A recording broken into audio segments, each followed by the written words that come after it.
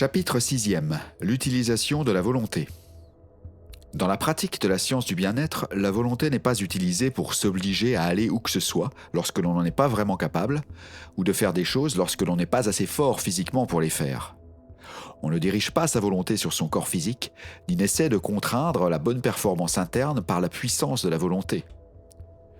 On dirige la volonté sur le mental et l'utilise en définissant ce que l'on devra croire, ce que l'on devra penser et ce sur quoi l'on devra placer son attention. La volonté ne devrait jamais être utilisée sur qui que ce soit ou quoi que ce soit d'extérieur à notre personne. Elle ne devrait jamais être utilisée sur notre propre corps. La seule utilisation légitime de la volonté est dans la décision de ce sur quoi l'on placera son attention et de ce que l'on pensera au sujet de ce sur quoi l'on place son attention.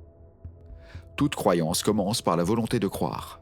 Croire à ce qu'on décide de croire n'est pas possible à chaque fois ni instantanément. Mais l'on peut toujours décider de croire à ce que l'on souhaite croire. Il faut croire en la vérité quant à la santé, et l'on peut le décider. Les déclarations que tu lis dans ce livre sont la vérité quant à la santé, et tu peux décider d'y croire. Ceci doit être ton premier pas vers la santé.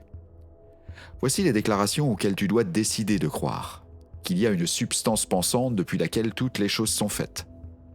Et que le corps humain reçoit le principe de santé, lequel est sa vie depuis cette substance.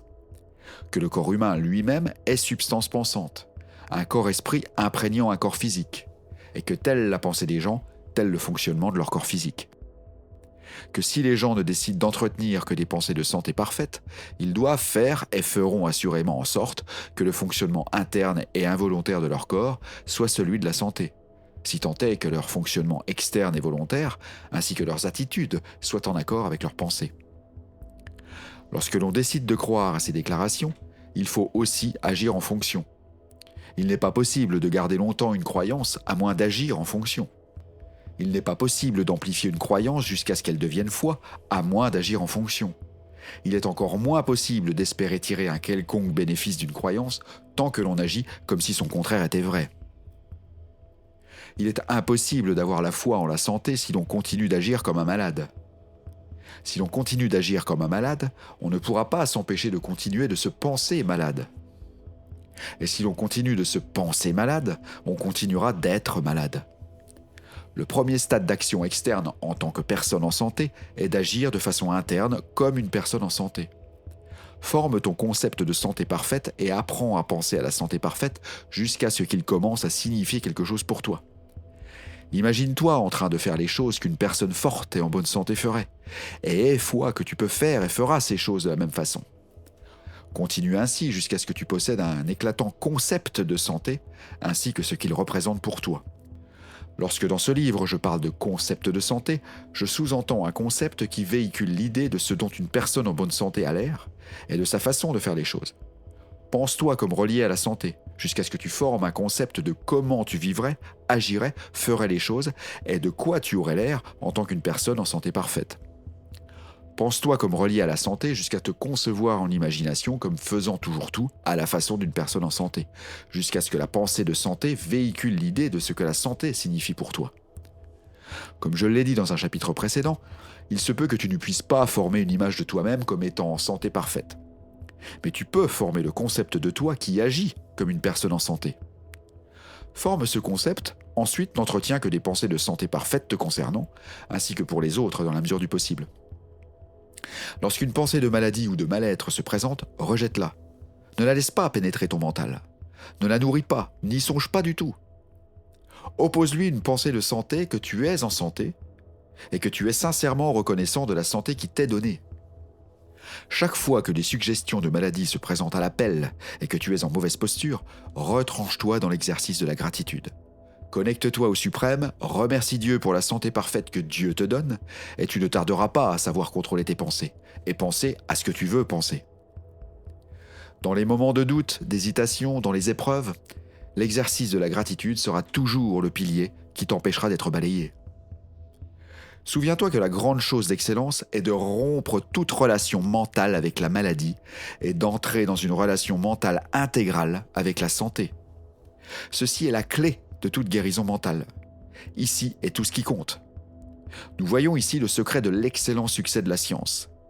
Allant plus loin que n'importe quel autre régime de pratique, elle insiste sur le fait que ces convertis devront se sevrer de la maladie et se rallier complètement à la santé. Le pouvoir guérisseur de la science ne réside pas dans ses formules théologiques ni dans son déni de la matière, mais dans le fait qu'elle encourage les malades à ignorer la maladie comme si c'était une chose irréelle et accepter la santé avec foi comme étant la réalité. Ces échecs viennent du fait que ces praticiens, tout en pensant de la certaine façon, ne mangent, ni ne boivent, ni ne respirent, ni ne dorment de la même façon. Bien qu'il n'existe aucun pouvoir de guérison dans la répétition de chaînes de mots, il est très pratique de formuler les pensées centrales de façon à ce qu'elles puissent être répétées facilement et les utiliser comme affirmation chaque fois que l'on est en plein dans un environnement suggérant le contraire.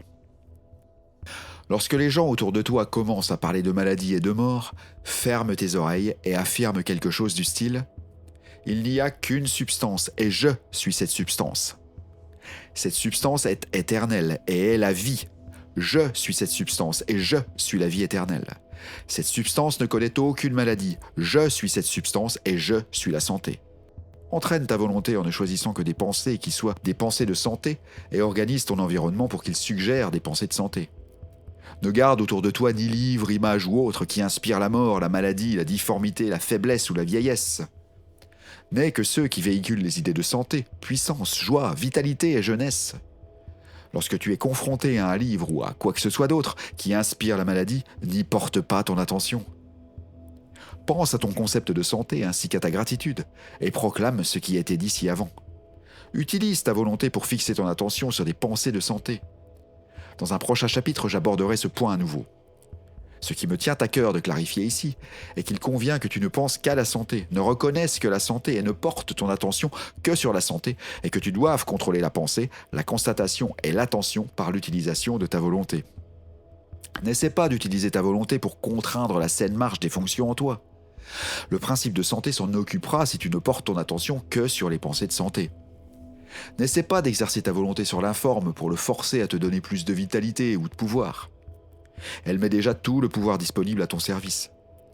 Tu n'as pas à utiliser ta volonté pour vaincre des états non désirés ou pour soumettre des forces dynamicales.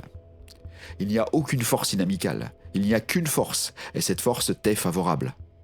C'est une force qui constitue la santé. Tout dans l'univers veut que tu sois bien.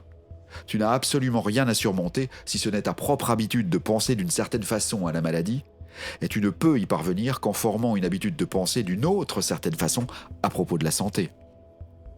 On peut faire en sorte que toutes les fonctions internes de son corps soient exécutées d'une manière parfaitement saine, en ne pensant continuellement que d'une certaine façon et en exécutant les fonctions externes d'une certaine façon. On peut penser de cette certaine façon en contrôlant son attention, et l'on peut contrôler son attention par l'utilisation de la volonté. On peut décider à quelle chose on va penser. Fin du chapitre 6e.